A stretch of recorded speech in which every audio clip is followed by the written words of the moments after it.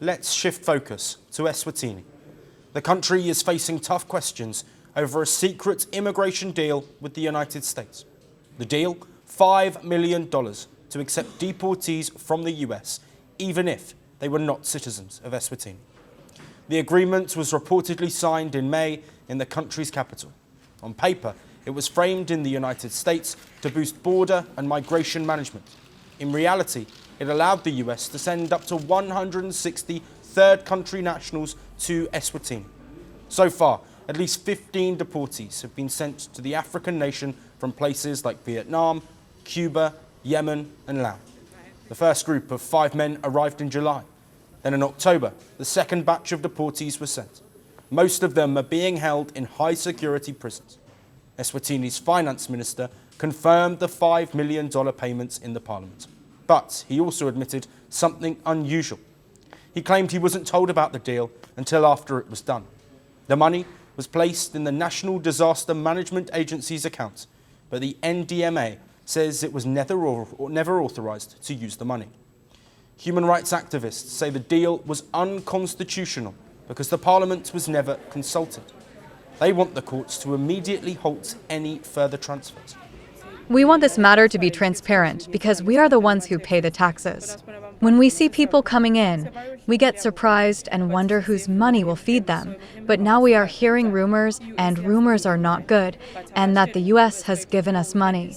But let them just tell us straight that we had this agreement, and based on Constitution, it is required that this should take into Parliament and discussed, agree in Parliament, and that's when they should be signing those agreements that affect us Swatis. For many, the problem isn't just secrecy. It's also the fear that comes along with bringing deportees that are labelled as dangerous criminals by the United States. Prison officials insist that security is always tight, but families in nearby communities worry about inmates escaping. I will go back and say that we have seen people escape there at maximum, so even that our kids, when they now appear with that criminality from Europe and learn what is now advanced, and when they come out, they come back to us. It is very painful that there will be criminals from elsewhere and come and cause us problems here. One day when we hear that someone has escaped, and how is our government thinking? Tell us, the one who stay here, we have kids here. But it's not just citizens of Eswatini. South Africa has raised red flags too. Eswatini shares a long and open border with its neighbour, and officials in Pretoria have flagged concerns about deportees crossing over from Eswatini through that porous border. Washington has refused to give any further details. It simply calls the arrangement part of Trump-era immigration enforcement, a policy that focuses on offshoring responsibilities to partner nations. What remains unclear, who in Eswatini had signed the order. There have been multiple reports and controversies surrounding the Trump administration's deportation strategy. A country that's at the centre of it is Rwanda.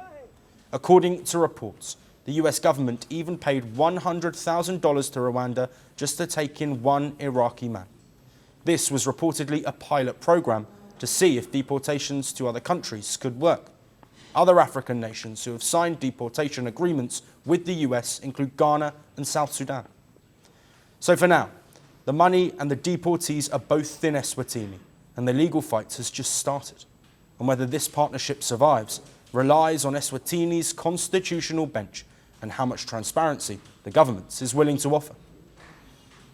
I was a revolutionary.